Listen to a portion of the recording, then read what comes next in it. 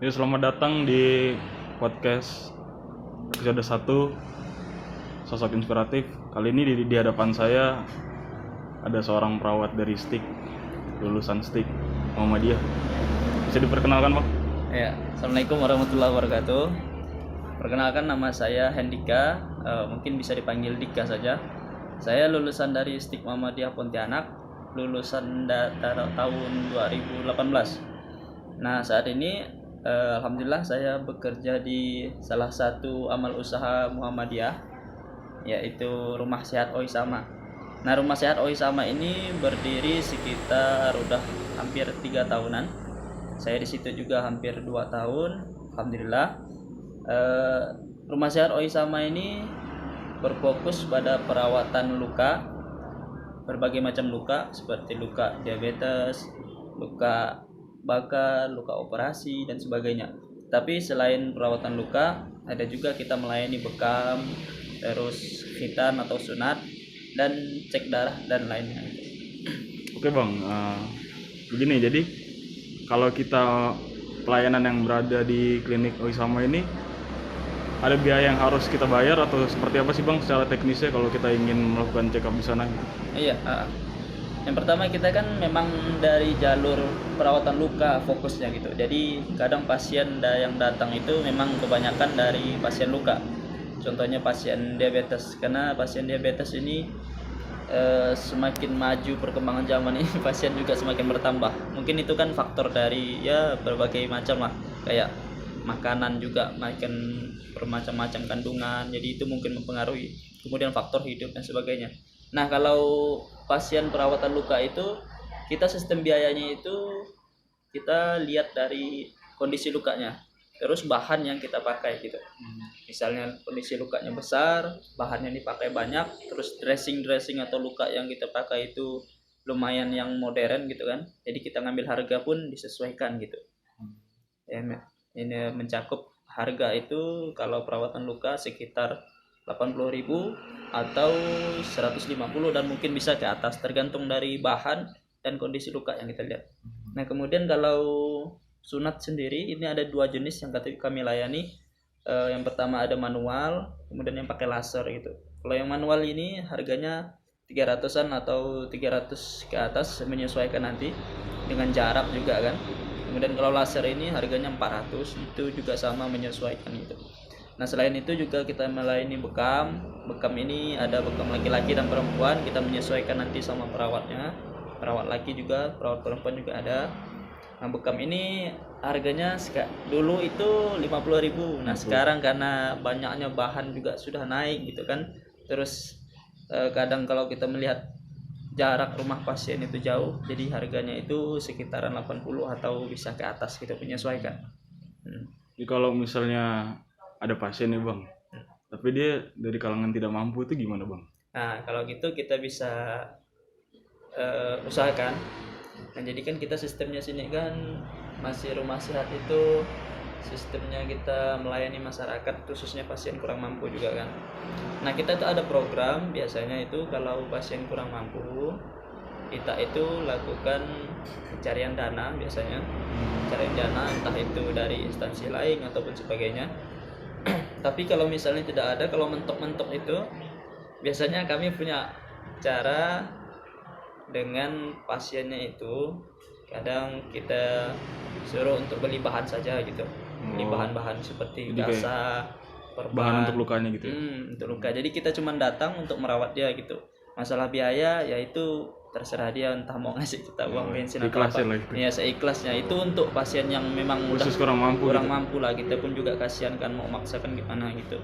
Jadi dengan cara itu biasanya kita udah paling mentok gitu kan.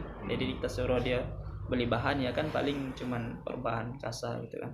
Jadi kita datang, ya dia mau ngasih uang bensin pun enggak apa-apa, kalau enggak pun enggak apa-apa gitu. Jadi kalau menurut Abang sendiri sih, harus nggak sih kalau kita berbagi sesama gitu? Gimana, Bang? Harus nggak kita berbagi sesama kalau menurut Abang? Oh, kalau menurut saya itu sih Pak, pasti gitu kan. Karena kan kita lihat juga pasien orang kalau sakit ini kan. Memang sih kalau kita orang sakit itu, kita yang sebagai perawat itu juga pasti perlu dana kan untuk bahan-bahan gitu. Cuman Ya susah juga sih, kebanyakan kalau saya pribadi sih sebenarnya jujur kebanyakan pasien itu kebanyakan memang saya bantu gitu kan. Oh, berarti rata-rata banyak dibantu ya? Iya, bahkan sampai sekarang tuh saya ada menangani 2 pasien Iya. ya udah saya anggap kayak keluarga lah gitu kan, juga saya serba salah gitu kan, jadi ya udah dibantu aja gitu, dibantu kayak yang saya bilang tadi itu. Kebetulan dia juga welcome sih kalau pakai cara gitu gitu. Jadi cuma beli bahan, kadang kalau saya ada rezeki juga saya bantu gitu beli bahan ya itu. Kalau menurut abang sendiri sih, kenapa abang tuh lebih memilih berada di Ohisama daripada kerja di tempat lain gitu? Ya. Kalau dari pribadi kalau gitu sih, yang pertama itu memang ya lapangan pekerjaan terus saingan itu sekarang ya agak ketat lah gitu kan. Jadi sementara saya itu ya cari pengalaman dulu lah di sini gitu kan. Memang sih banyak kawan-kawan juga yang lulusan sama angkatan sama saya itu memang udah kebanyakan kerja di rumah sakit ataupun di puskesmas atau instansi kesehatan lainnya, cuman ya jalan kan beda-beda itu kan. Oh iya. Nah, jadi nggak tahu sih, cuman cocok aja di sini gitu, cocok aja Jadi gitu. senang di sini gitu ya? Ya senang, cuman kalau kedepannya ya masih belum bisa, semoga aja Tahu. yang bagus lah jalan. Amin. Kalau sebelumnya abang sendiri terus di sini atau sebelumnya ada orang gimana gitu Oh ceritanya? iya, kalau dulu itu saya masuk kan itu sekitar Ohisama udah berdiri sekitar 1 tahunan. Jadi sebelum saya itu ada 3 perawat, 2 cewek, 1 laki-laki. Nah mereka ini mungkin karena faktor jarak juga kan, jadi rumah mereka itu lumayan jauh juga jaraknya dari Ohisama ini, maka kemungkinan mereka itu resign gitu kemarin kan. Nah, Baru saat kemarin. itu memang saya ini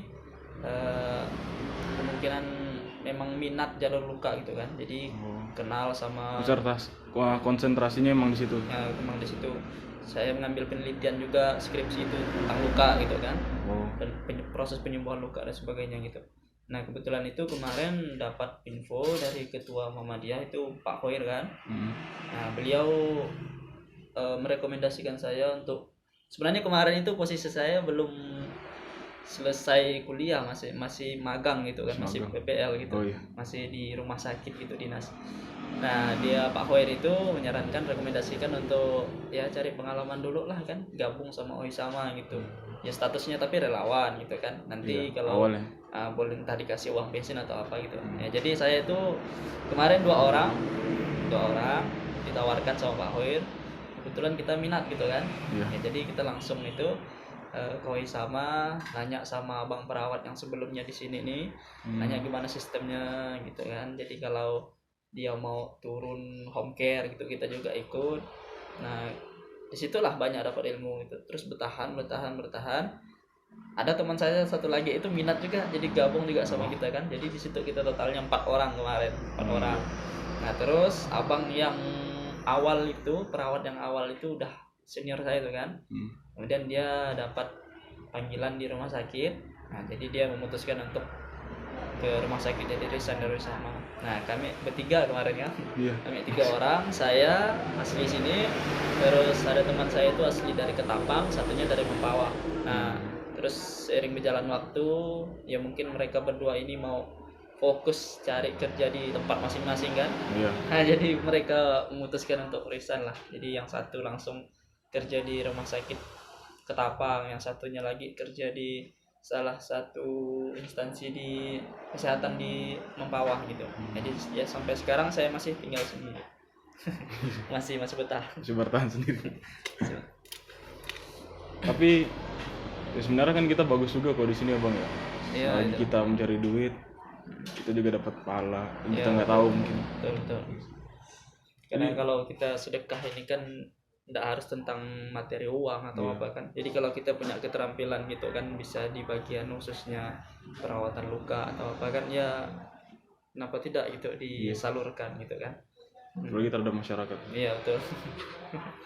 Kan kalau sekarang ini kan lagi era COVID nih bang. Iya. Banyak kan pelayanan yang diberikan tuh seperti apa gitu. Nggak seperti normal biasanya kan pasti. Iya. Memang Kalau COVID gini nih, kadang kalau ya kita kan juga persediaan kan enggak juga mungkin pakai baju hazmat atau apa kan gitu. Iya. Jadi APD. APD kan APD kita yang paling mentok ya cuma masker, terus kadang pakai face shield gitu kan. Nah, tapi sistem pelayanan sekarang ini, kalau dulu kan kalau ada panggilan home care gitu kan, kita langsung datang lah, paling cuma nanya keluhan atau apa kan, terus kita langsung datang gitu. Nah sekarang itu kalau misalnya ada panggilan, kita juga wanti-wanti gitu kan. Dan karena sistem kita kan juga APD-nya ya kurang lah gitu kan. Jadi kita tanya dulu si pasien, anamnesa betul-betul gitu kan. Ada keluhan apa, ini kalau sekira kita mengarah kepada COVID gitu, gejala-gejala COVID gitu kan, ya kita juga harus jaga diri gitu kan. Jadi kita sarankan aja, rekomendasikan aja ke bagian instansi kesehatan yang lebih memadai gitu kan. Atau lagi menangani COVID ya. Ya kalau sekiranya dia kondisinya ya cuman ada luka gitu kan, tapi tidak mengarah kepada COVID atau sebagainya sih, kita bisa usahakan datang gitu. Sampai sekarang pasien sih aman-aman ya sih, jadi cuman keluhannya cuma luka apa gitu ya, kayak demam terus batuk sesak apa gitu, nggak ada. Jadi sampai Benar sekarang luka gitu. benar-benar rawan luka gitu. Itu pun kita tetap pakai APD yang secara Yang dianjurkan umum saja, pemerintah. kan? Iya bang? Yang dianjurkan pemerintah, Iya betul. masker. Kayak masker, kadang kita pakai face shield juga kan gitu. Ya bawa sedia hand sanitizer juga gitu. Kalau sekarang cuman ada nggak yang dirawat di sini? Kalau dirawat di sini sih jarang ya bang. Dulu pernah ada, cuman ya gimana ya, kondisi pasien itu kan memang udah sakit kan, terus kan luka di kaki gitu. Jadi kita juga kasihan melihatnya kan, dia yang datang gitu susah gitu kan. Jadi udahlah, kita memutuskan untuk sistem home care aja gitu. Paling kalau yang pasien datang di sini ya kayak pasien bekam, terus pasien yang cek darah, kolesterol, asam urat, sama gula gitu. Biasanya yang datang sih pasien-pasien gitu. Terus kalau pasien luka, kalaupun mereka datang itu ya selanjutnya kita sarankan untuk di rumah aja gitu. Jadi kita yang datang gitu. Karena kasihan juga kan kita melihat kondisinya gitu. Jadi sampai sekarang itu saya ada nangani pasien 2. Nah, jadi saya yang ke rumahnya gitu. Oh, saat ini ya? Nah, saat ini. Pasien sekarang ini saat ini 2 orang. Terus perawatan mereka itu 2 hari sekali gitu. Jadi setiap 2 hari sekali saya datang, ganti perban, kasih obat gitu. Sampai gitu. Ada pesan nggak bang buat kita nih mahasiswa? Pesan mahasiswa. Pesan atau pelajaran gitu? Aduh. Soalnya saya ini belum juga berpengalaman sih.